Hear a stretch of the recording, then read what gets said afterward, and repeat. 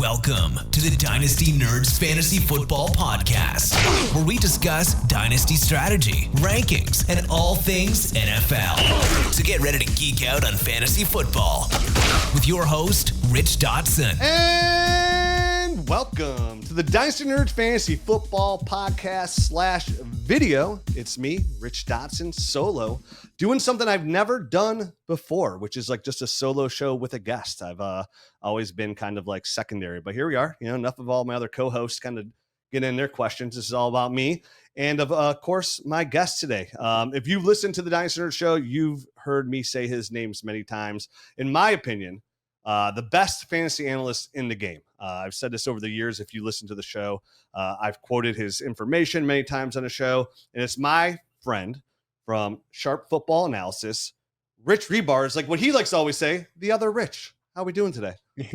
Yeah, it's fun. You know, we were talking at the expo, and it's, you know, getting all the riches together.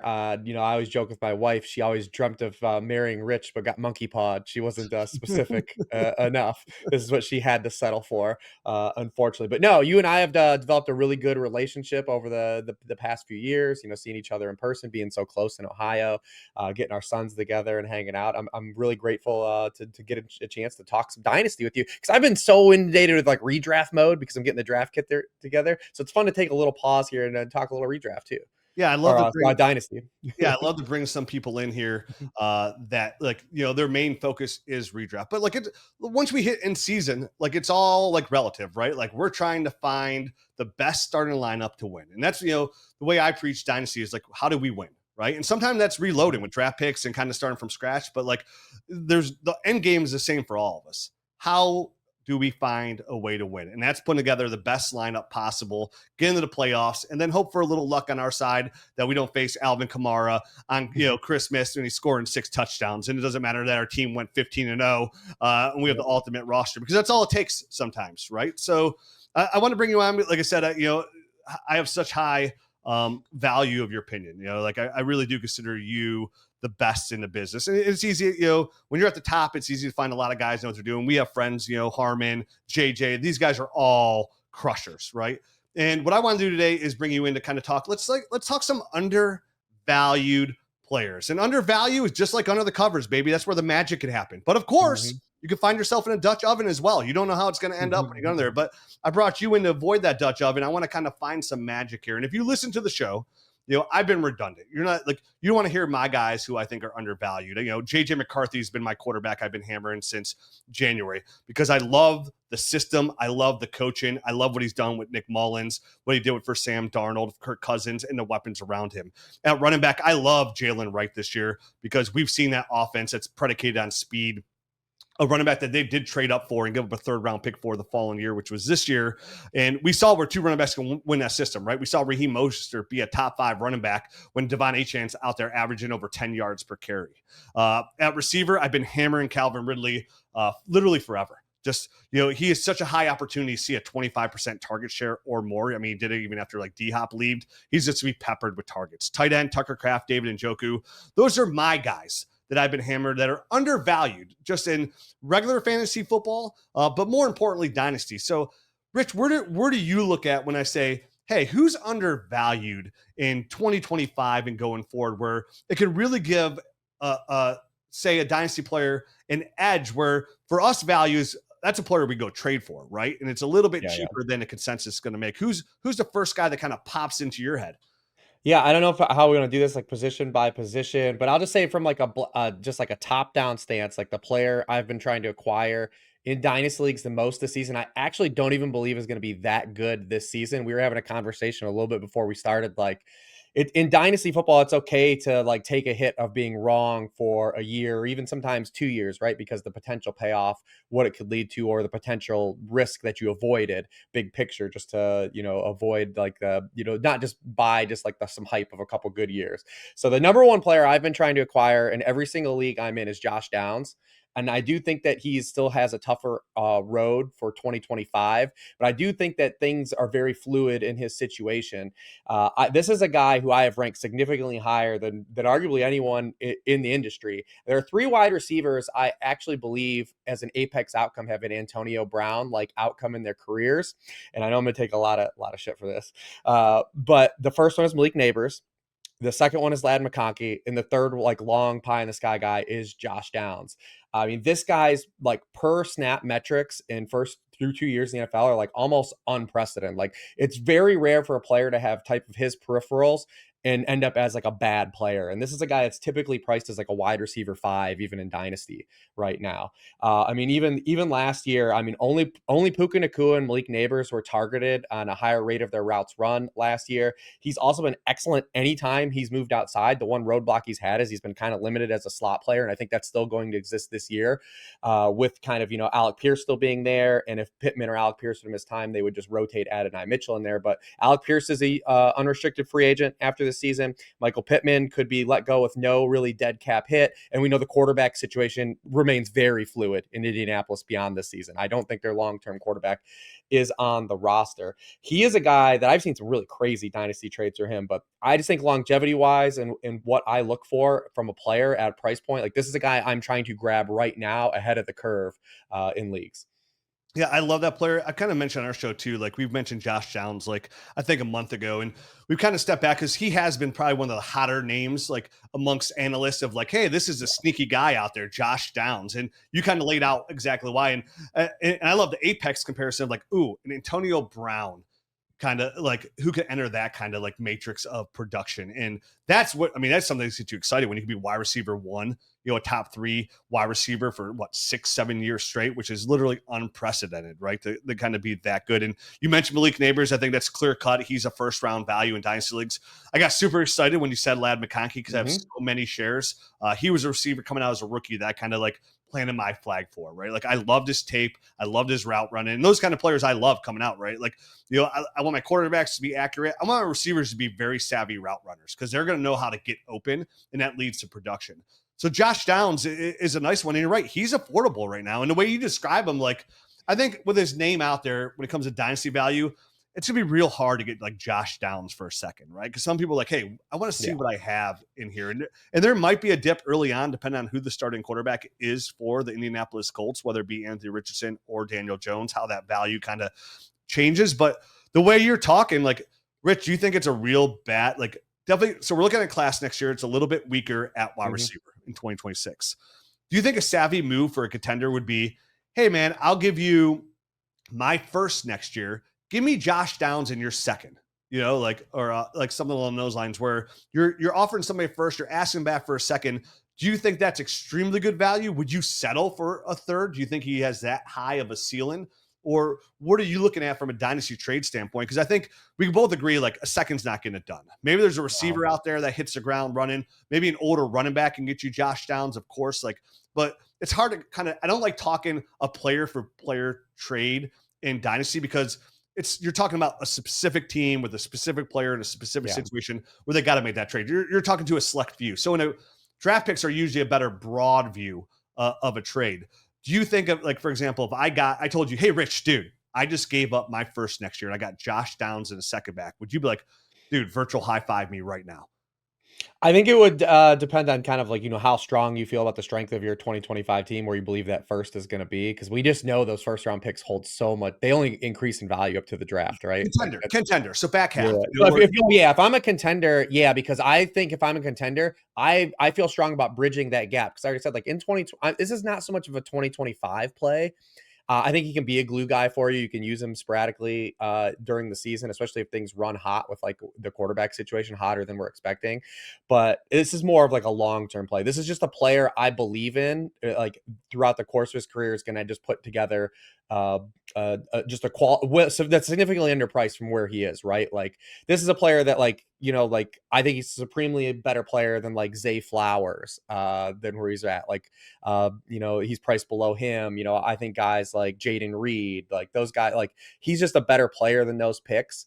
DJ Moore, right? Like DJ Moore would be a guy who's, approaching his age 28 season. Like, I think I would rather just bet on Josh Downs the rest of the way out than the rest of the way for DJ Moore. So like those are all kind of guys like in that area. And you probably, if you were a contender, flip a 1 for a 2 in DJ Moore, right? Like if so. Like that's probably where, yeah. So that's where I would sit on it too. I wouldn't have a problem with it. I would love to pay less, obviously, but I think ultimately, if it came down to it, I would be willing to do that because that's how much conviction I have in this player, big picture. And I think like flipping the script where I said, yeah, like the first, because you're a contender, if you know, historically, I don't know if you know, but we've done studies on it, in most years, take out 2024, picks 9 through 12, a playoff team, for example, their draft picks, their first round picks literally have a 50-50 chance to be rosterable. Not good, 50-50 to be rosterable. So it's such a gamble already. I think the names that you mentioned are real exciting, are like, hey, if you're rebuilding, like, what are you doing? Are you chasing a safety net of like a Zay Flowers, like a high upside wide receiver 2, more likely a wide receiver 3, a Jayden Reed, a lot of variance there, a DJ Moore who's 28, doesn't do you a lot of good, right? He's just losing value every month that passes you by. Those are all players that I think you could easily trade for Josh Downs and get something on top of, right? Like, hey, I'll give you Zay Flowers, give me Josh Downs in your second. So I think those are really exciting moves. And that's what, like, when you're rebuilding Dynasty, those are the moves that you have to make, right? Like, you're chasing that kind of upside. Otherwise, you look at yourself 2 years when you're ready to contend and you still have empty value in like potentially Zay Flowers, a Jayden Reed, DJ Moore's 31 at that point and not any productive. So I love those player comparisons to give our audience, hey, these are guys, like, if you are in rebuild, go chase that upside, right? Get those players off your roster. And we all know, like, you hope Josh Downs, if you're rebuilding, doesn't do anything this year because that's just going to bump you up to that number 1 pick even closer. So love that guy, Josh Downs. I think we're all in on that. Who else are you thinking for this season? It's a little bit undervalued. Yeah, I still think right now, even though he was a first round pick last year, that Ricky Pearsall is like crazy undervalued. Imagine just on the surface level, me telling you that there's a Kyle Shanahan first round wide receiver with a wide open wide receiver room that's completely wide open right now, and kind of like not that many people are like that excited about him.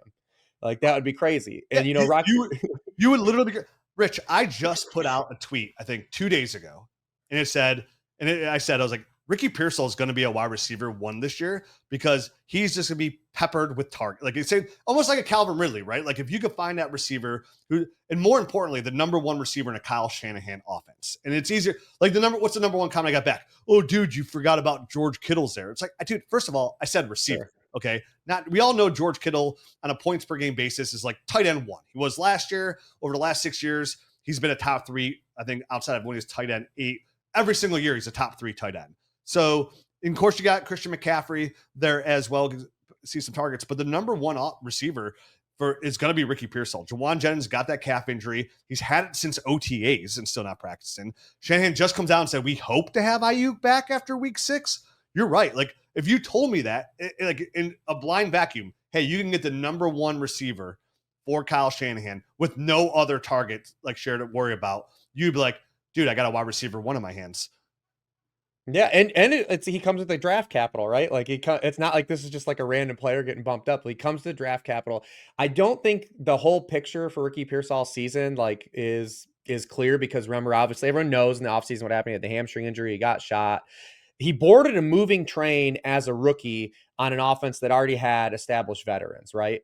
And then we saw him at the very tail end of the last season have some really strong games. He was the 49ers' best player against man coverage last year. We talk about these guys that can win on their own, right? And investing in these guys. The only rookies who were better per route against man coverage last year were Ladd, Malik Neighbors, and Brian Thomas than Ricky Pearsall. So I think with him having this full offseason, and now he's entering the season as like a focal point of the offense. So I think this year he's really going to hit the ground running. Then you talk about from a dynasty stance, like there is a lot to like about the situation, assuming Kyle Shanahan is still here, which we don't believe Kyle Shanahan's going to get ousted anytime soon in San Francisco because George Kittle's 32. Juwan Jennings, even if this calf injury is somehow, hold in related, he is not under contract right now. 49ers don't have a lot of future money to spend. Brandon Ayuk has been like in this weird like schism with the team since for 2 years. It's like, and he's been like a Shanahan like doghouse guy, like going back to his second year in the NFL. Like he's always had some kind of weird, ominous thing going on at the organization. So like, and Christian McCaffrey also too is 29. So like, what if, like, just moving forward, even beyond this season, Ricky Pearsall actually is the focal point of the 49ers offense? Like, that's a non-zero outcome too, as well. Oh, 100%. And those are kind of players you want to get excited about and kind of get ahead of the curve. Like, that's the player, again, when we're talking about like weak classes coming up, he's the one that I'm aggressively trying to buy for, like, hey, here's a first, here's a second. And honestly, once you get past the second round rookie picks, I could literally be like, hey, dude, I'll give you my entire draft class, because then it just looks good, right? Like, hey, I'm giving you a first, a second, a third, and a fourth, because, the value really just starts to deplenish. I think there's like a 17% chance that your third round pick is even going to be rosterable, like, at that point. And then the fourth, I think, goes down to like 7% rosterable chance. So for me, Ricky Pearsall falls right in that category of a guy who hasn't really done anything yet. And we know, like, we were talking about it before show, like, so many players are so instant reaction. Like, what have you done for me lately? Right? Like, oh, dude, Ricky Pearsall's out there getting shot. He's probably a gangbanger. Who knows what's going on with his future? Let me go move out for a future first, because maybe I can get a Ricky Pearsall later. So another player that I've been super excited about. Like I said, I put that tweet out there. Got a lot of love, but also got people like just want to remind you that Kittle's there. But you're right. Kittle's 31 years old. Right? I mean, he just signed an extension, but he's 31 years old. Like, maybe he could be Zach Ertz and catching footballs at 35, but you just don't know when the wheels are going to fall of anybody. And I love how you mentioned Ayuk information. And Ayuk too. I mean, Ayuk, really, from a fantasy football standpoint, he's never been a wide receiver one. He's kind of like, it falls in almost like that T. Higgins role, where, like, hey, dude, I need you to produce, and be in doghouse, hurting yourself. Like, where's the value at? By the time you show your value, are you going to be 28, 29 years old? Like, in Dynasty, that's something you have to be very cautious of. So I love the Ricky Pearsall pick as well. Two really high upside receivers that you can go get for your Dynasty team. If we pivot off receiver, Rich, what's another position you're looking at? Like, hey, dude, like, where's all the love? It's like, what is that? Is that Black Eyed, or is that Fergie, Black Eyed Peas? Yeah.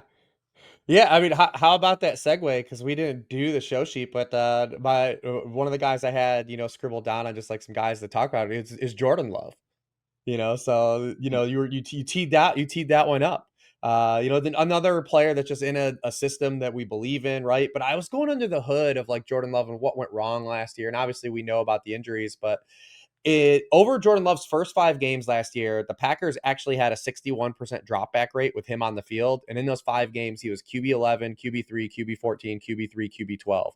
Strong floor, strong potential to have spike weeks too as well, right? Then in week 8, he has the groin injury against Jacksonville, and it's just never the same. Like, from week 9 on, even when Love played, they had a 51% drop back rate when he was on the field. What's crazy too is they didn't even run the ball well, like, the back half of the year. Like, Josh Jacobs had spurts, but like, from a down-to-down efficiency stance, they weren't a great rushing team. So they really kind of swerved into that.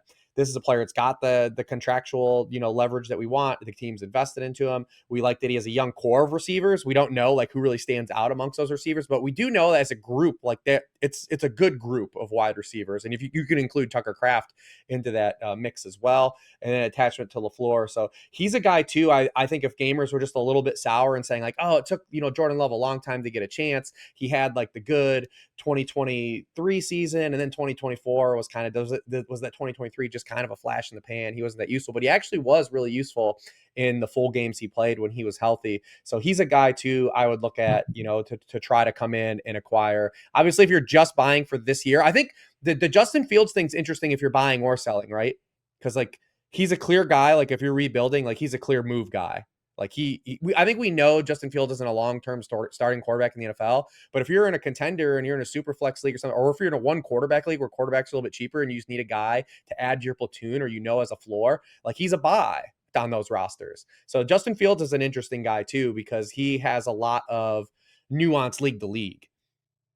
Yeah, and Jordan Love is somebody, he was my plant flag going into 2023. I was like, I've seen enough, right? I've seen this guy throw the football. He is a future star. And by then he was going on into his 25 year. He's still only 26. And again, reactionary, right? Like, Jordan Love was banged up. You mentioned he had was it the ankle even in the beginning of the year that he was already banged up? And then, like I said, week 8 on, he really fell off. But it was all down to injury. And that's why Jordan Love kind of really took a step back. And even then, to cut back to throwing the football there, but he's insulated. And what I love about it too, Rich, is like, we saw Jordan Love essentially at his worst so far as a starting quarterback. He fought through injury, which you love, but even then, he finished the year as quarterback 17. He's still when it comes to as an asset, definitely in a superflex league, a very high end asset. So if there's any dip on Jordan Love, and actually, I've been using this time to like acquire Jordan Love. Like I've gotten Jordan Love for Caleb Williams. I've gotten like some plus. You know what I mean? Like I've been utilizing some of the upside quarterbacks, and Caleb Williams is my favorite one to use. I've been selling all my Caleb Williams shares, and I've been getting Jordan Love plus, and like sometimes those are package deals. And we know Matt LaFleur loves to throw the football. Josh Jacobs catching his first passing touchdown last year, first time ever, more involved in the pass game. And the biggest worry you have, from a receiver standpoint, is wow, they really like to spread the football around, right? They'll target the receivers 50% of the time, the tight end 25% of the time, then running back like Josh Jacobs alone got 15% target share last year. But the one thing we know, they are going to throw the football out there. And Jordan Love, to me, is a high-end asset. They can get back into that top 12. And anytime you have a top 12 fantasy football quarterback on your roster, especially in Superflex, you are in a position to win your league, right? Like we're the complete opposite. If you don't have that guy, no matter how strong your roster is, like that could really set you back if you don't have the quarterback that you can rely on. And the points for where your other guy's scoring 22 points, you have a guy like Josh Allen, Joe Burrow scoring 22 points a game, and you're sitting there with like for example, like a CJ Stroud scoring 13 points a game or 14 points per game. And it really is a big hit to your roster. And Jordan Love has been one of my favorite buys, I think, for like a year and a half now. And he's steadily like rising up my player share. Like him and Trevor Lawrence both, right? Like that I'm chasing that. And I know Lawrence isn't as sexy as a Jordan Love, but like still chasing that upside and taking his past, which we could all, I don't know how you feel about Trevor Lawrence, but Trevor Lawrence has had a really bad shake when it comes to NFL coaching to start his career, coming to NFL with such high pedigree. So I love the Jordan Love pick. I really do. Who, So like I said, that and then Justin Fields be the other guy. So that's about it at quarterback though. It's hard to like really beat the market. I'm kind of with you on the like using Caleb as like a package up guy. I think is pretty fantastic. Yeah, he's my favorite. Every share I've gotten so far, it's funny. I've moved him, because like everybody went the number one pick. Ben Johnson though. Ben Johnson addiction. Yeah, Colston Loveland, you add Rome, you add Luther Burden. Like I love to capitalize on things along those lines to get like on a points per game value the same. People chase that. You mentioned Justin Fields. Let me ask you this from a dynasty standpoint for my listeners. We all know when Justin Fields takes the snaps as a starter, like he's consistently usually a top 8 performer at the position because of his rushing upside. His contract's pretty much just a 2-year deal, easy money to get out from under. Say Justin Fields is a top 8 quarterback come week 8 of the season, week 7 of the season. He's got a 50, but say his completion percentage is around 59%, like not completely ideal. As in Dynasty, are you selling and getting out from under that top 8 performance while you can? Or do you believe in Justin Fields enough where like, hey, I'm holding, or more importantly, going to buy Justin Fields, and that people are going to be trying to get out from under him, thinking, hey, this is my window now to finally get out from Justin Fields. Which side of the scale are you leaning?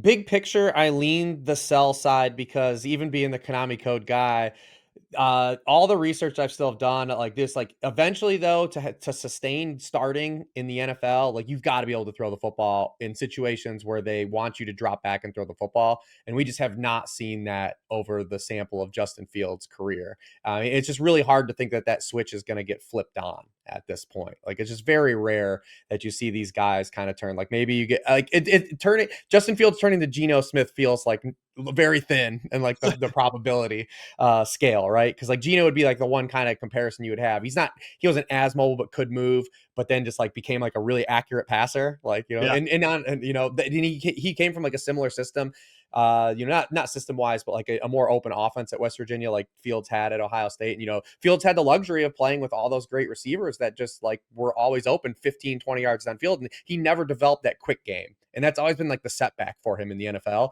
is this, he's a slow processor. And that's just been like the undoing, especially in this current defensive meta where everyone is taking away like vertical passing and they want you to make quick decisions. It's just never been his kind of bread and butter. Right. So big picture, I would still lean that he's just not going to be a sustainable starter in the NFL. Like, be kind of a guy that bops around, like maybe spot starts or stretches of the season. But like we do get this full season. I think that's what makes him so interesting this year. Is that I do believe he will just end up starting the whole year, and then the Jets will kind of reevaluate things. So if you do need one of those quarterbacks, I mean, the price tag shouldn't be lofty, just because of that. Maybe in Superflex it is because people want to sell that rushing, but it shouldn't be that lofty because I assume most gamers with Justin Fields, like they feel like they have their window to get out on right now. Like they feel like this is it. I agree. And I think if you have a guy like Geno Smith, say you rode Sam Darnold last year, or maybe Matt Stafford right now, or just that quarterback that, like right outside the top, like 13, you're not 100% convinced on. Maybe you have a CJ Stroud, right? Like CJ Stroud is somebody who's a great NFL quarterback so far, hasn't been a great fantasy quarterback, doesn't have the upside. Trading a first for a guy like Justin Fields. Again, if you're a contender, like he could be a difference maker for you for 2025. And you cross your fingers for the future after that. And you mentioned he's still only like 25, 26 years old. He will find himself in situations where he's startable again, right? And you'll be able to trade him again. So maybe you give a first. I promise at some point he'll hold value again, probably within the next 24 months of you can at least get a second back. And if he can propel you to a championship in 2025, because I'm with you, he's getting all the starts. Like if he's healthy, he's playing in 17 games this year. So when you get a guy who offers that kind of a ceiling, a top 8, right, quarterback, which then we know is if you're a top 8 rushing quarterback, you're like a top 17 overall fantasy scorer, a true difference maker to kind of give you the edge over your league mates. Hey guys, we are super excited to announce that we have a show that we've been doing for a few months now called Roster Rescue. It's every Monday at noon, and sometimes we even do extra shows if we have a lot of roster rescues to do. But basically what it is, it's an opportunity for us to take a look at your guys' teams, your specific team, and say, hey, I think you should go into rebuild. Hey, I think you are a contending team. Hey, trade for this guy. Hey, maybe look to make this move.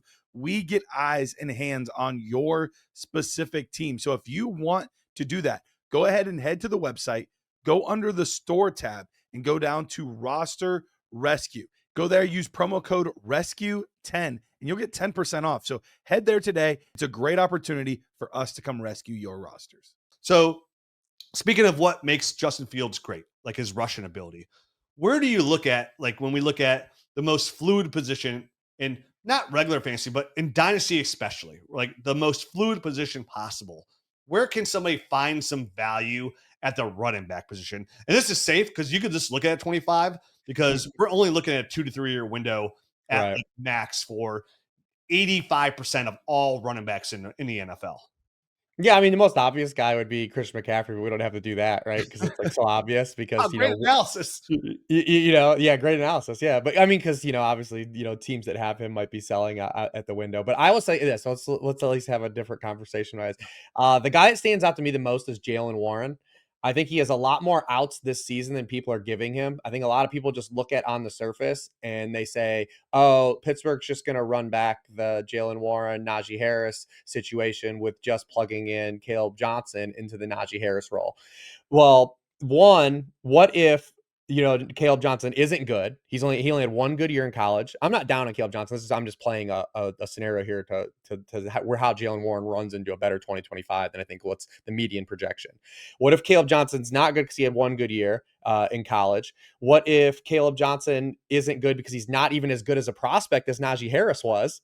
Right. And then, what if the Pittsburgh Steelers aren't as good of a football team to make Caleb Johnson's role in the offense, if they have established roles, be the role you want to have, right? So all of those scenarios leads to outs for Jaylen Warren in 2025. I also just believe big picture, this is a player that I still want to have investment into because he looks very similar to Aaron Jones at the start of his career.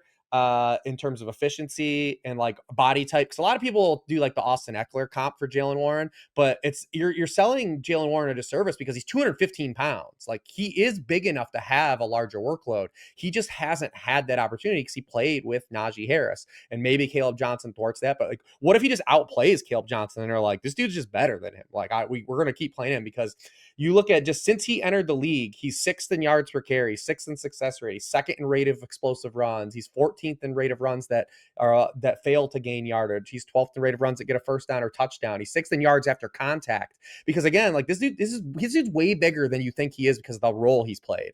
But he is a bigger back. Like he's not Leonard Fournette, but like now when you think of like every position, and you know this, Rich, because you've been doing Dynasty for so long, every position right now is getting lighter and leaner. Like look at like what's happened to wide receiver over the course of time, and we're seeing running backs get lighter and leaner. Like 250 pounds is a sizable back in today's NFL. Like that's a dude that still has some weight to him. So I look at Jaylen Warren, and then you have like the upside out of like what if he plays well? He plays himself into a larger contract there, or plays himself into a larger contract elsewhere because he'll be an unrestricted free agent. So I think he's got a lot of outs. He's very cheap. Like he's easy to add to rosters, I think, right now, because no one really believes him in as like that much of a player. So he's a guy that I look to grab right now too. Yeah, I think a lot of people were excited about Jaylen Warren pre-NFL draft. And yeah, and like you said, like, oh, just in case about Caleb Johnson. Like if you watch the preseason game, you think Caleb Johnson's the slowest running back in the NFL, right? Like he showed no burst, didn't look very good. And honestly, for me personally, I've given Caleb Johnson the bump because of the land spot too, the 3rd round pedigree of where he went, the fact that he's 21 years old. But on tape alone, when I was watching running backs, some people had Caleb Johnson in their top 2, top 3. When I came away with it, Rich, I actually had Caleb Johnson as my 7th ranked running back. I actually had him behind Cam Scatterbu and Dylan Sampson for me personally. That's where I had him outside the top 4 of like Quinshawn, Trevion, Hampton, and Genty. So like, and I like Caleb Johnson, but you're right. Like that 1 year, the tape didn't tell you, hey, this is like a guy who could like take the top off of the defense. That you're like not a bigger back. It's like weird because he's a big guy. He's the opposite of what we just talked about Jaylen Warren, right? Like when you look at Caleb Johnson's physical profile, you would think like he's a banger, but he's not. He actually wants to play smaller than what he is. Like he wants to, and what's funny is he doesn't have the burst to do this in the NFL, I don't think, compared to Iowa, is he wants to stretch. He wants to go wide and find a lane to kind of like ramp up and get that ramp up speed. But he's not necessarily a guy that's like, if you hit him in the backfield, he goes down. Like it's crazy. Like he's that type of player. And I wonder how that's going to translate. But like you said, the fit and the draft capital, like it all makes sense for people just to do this 1-for-1 parallel. Like he's new Najee. But like, what if he's not? I love that, dude, because that was my analysis of him, like off the tape, right? Of like watching his tape and breaking him down. And you're right. Like, being reactionary, you're right. Jaylen Warren's affordable because why is he so affordable right now? Because everybody's talking Caleb Johnson. Like people have already crowned Caleb Johnson as the starting running back, the 3-down running back for the most part in Pittsburgh. He's the future. And if you could find those guys, which again, there's not a lot of those. Obviously, the number one success story is Michael Turner, right? Coming out of LA, then going to Atlanta and being like, the number 1 overall fantasy football running back. So I love the upside. You're right. Could he play himself into a contract in Pittsburgh?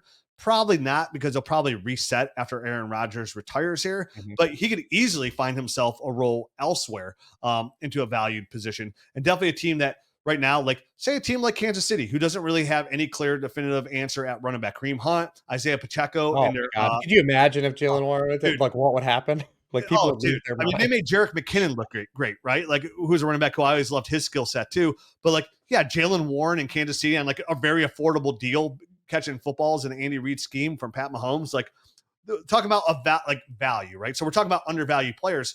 That would be a significant value jump if anything along those lines happened, right? Whether Caleb Johnson goes down, he's not efficient, or more importantly, the moment Jaylen Warren signs elsewhere in the offseason. So sometimes just getting ahead of the game in Dynasty, like you said about Josh Downs, like, hey, dude, like I'm not even saying this year, but like this is a player I'm just trying to get ahead of. And that's where the value is. So I really like that analysis of Warren. And I bet a lot of listeners are like, damn, Rich, I didn't even know like Jaylen Warren was that big. And like his stats were top 6 in each one of these categories. That's a great one. Is there any other running backs that like jump out to you possibly, or are those the guys that you feel, Christian McCaffrey is one for all, you don't know. Some people might not know the name. He hasn't been on the field very often lately. Jaylen Warren, anybody else that's kind of sneaky? Not really like that like pops off of like guys that like I've just been like genuinely outgoing. Cause running backs, when you're talking in these dynasty leagues trading, it's more like roster dependent of like, all right, who are the teams that aren't really contenders? What running backs do they have for the contenders? Right. And then you kind of pick the names from there instead of targeting specific players. It's more what do those teams have in the what kind of groceries do they have in the cupboard that I can have? Yeah, for sure. And vice versa, like when you're selling. Like, who needs my Tony Pollard, right? Like, you know what I mean? Then you're doing that. Yeah, it's if you're finding anybody who's producing and like, who wants them? Who wants them? Yeah. It's like a buffet of like open. Like, come get it. Like, use your fingers. I don't care. Before we go on, let me just ask you real quick from a selfish standpoint, because I don't think I've ever, even in person, I don't think I've talked to you about this player.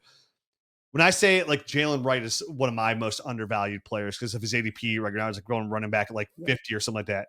Do you think Jaylen Wright can produce in 2025 from a relevant standpoint, flex play running back too? Can he give you those kind of numbers in that Mike McDaniel's offense? Maybe the Dolphins are so weird, right? Because like this is a team you could tell me that they bounce back, and I would say sure, right? Like they could play in a ton of shootouts because the secondary is kind of in shambles. And if you also told me like this was to make a list of teams that I could just think turn into like a house is completely on fire and like dudes are just getting fired left and right, like I would say that could also happen. But like the Miami Dolphins would be pretty high on that list too, right? Because they, it feels like Chris Greer and Mike McDaniel are a little bit on that hot seat, and when you look at the roster, it's like really hard to kind of talk yourself into like, are they going to be able to be that competitive, right? Because we know the Bills are still going to be the Bills, and you have a team like the Patriots who look like they're on the like legit come up right now.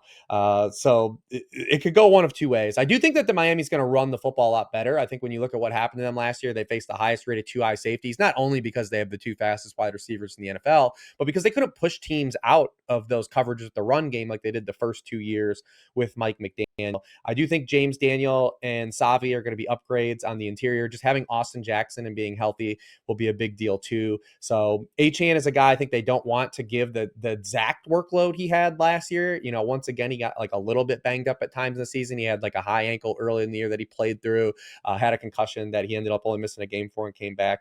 So I do think they're going to mix in those running backs. The problem is like, was the first preseason game his audition to kind of have like that power back role that Tyreek Hill wanted him to have? Did Ali Gordon now, does he crawl into the mix here? Yeah, with Alexander Madison having a neck injury, like Ali Gordon looks like he could like with the game he had, and it's just one game, it's preseason, we're not going to lose our minds. But with the Madison domino falling, like it all kind of worked out for Ali Gordon in a way. Like from the initial thing, if you were just drafting Ali Gordon like the 4th round, you're like, and for 1 week you were like, well, this is what I kind of needed to happen. Like, yeah, no, for sure. Like I said, trust me, I felt it too, as like a guy who's been playing this flag on Jaylen Wright, and then like he gets lined up and gets multiple carries at the goal line, and you're like, this is what I'm looking for, baby. And they get stuffed every time. You're like, it wasn't really his fault. Like it was the same stuff that happened last year at Miami. It's the reserve linemen were getting bullied around.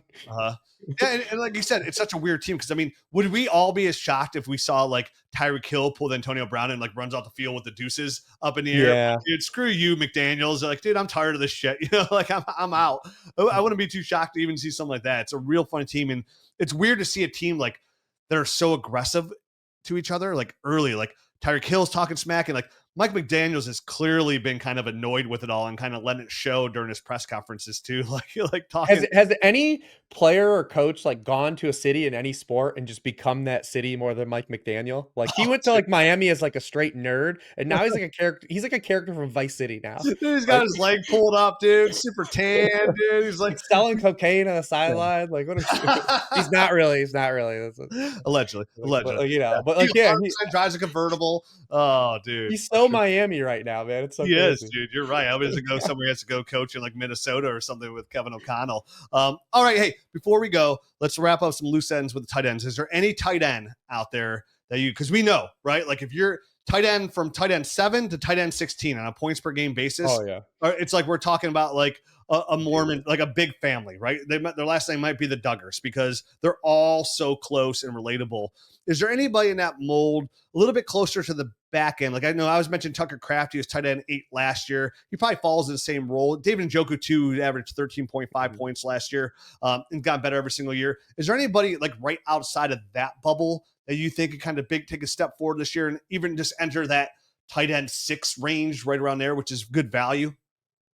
It's tough to say like the jump that high. I think kind of when you look at the younger players, I mean, because obviously Warren and Loveland are already kind of priced up to that point, and you're looking at kind of like the younger players. It's hard to make like a real bull case for those guys to get that high. But I mean, I am interested in adding some of these guys if people are willing to, if you're willing to shop around and get some pricing on some guys. I think like Chigakonkwo, is a Theo Johnson. There was one other name I had. Oh, Jatavian Sanders. Like those are all guys that are like interesting to me. Like like to price check on. If you need a veteran dude, I think just like a veteran guy to buy for like kind of a song right now would be Hunter Henry. Like all of his like usage metrics are really good and they remained good. He's never been a guy that's like ever peaked and manifested and hit that what we thought we were going to get early Chargers life with Hunter Henry, but the arrow's kind of pointing up for that offense too as well, getting Josh McDaniel back and, you know, getting Drake May on board for like a full season as a starter. So like those are all kind of guys like on my radar just to check in and price check. Like, what are you doing with these guys? I need a body. What can I get them for? Yeah, and I think Hunter Henry is a great name that I've been targeting a lot of best ball drafts, like at the back end of my tight end, because you know what I always say at tight end, like there's literally one metric you want to look at. It's either the first or second target in that offense. That's the only way to be like to separate yourself, first of all. And Hunter Henry finds himself at least in that opportune role to be that guy outside of Stephon Diggs. There's no clear cut. You know, I love Kyle Williams and stuff, but like it's very unknown how that offense is going to kind of play out. I mean, shit, it might end up being Trevion Henderson. We don't know how it's going to all pan out. So I love that name as well. So Rich, it's been a pleasure having you here on the Dynasty Nerds show. I hope I gave you guys at least some good names and not some of the just. I think so, man. I really think we were come away a better, more knowledgeable player after this. So I appreciate it. I'm glad I was able to do my first show with a friend. Like you said early on, man, you're one of my favorite people, not just from an analytical side, but just a person who I literally have a good time every time we have a chance to hang out with. So like I say that for a lot of people in the industry, but you're definitely at the top of my list. It's been an absolute pleasure. So tell our listeners, like, where can they say, hey, Rich, I hear you talk about Rich being number one, but let me go do my own Sherlock Holmes and let me go check out his work myself. Where can they find you? What's your X handle? Where can they find your work? Tell everybody where they can find all your stuff at. Yeah, you know, I'm at Lord Reeves on X.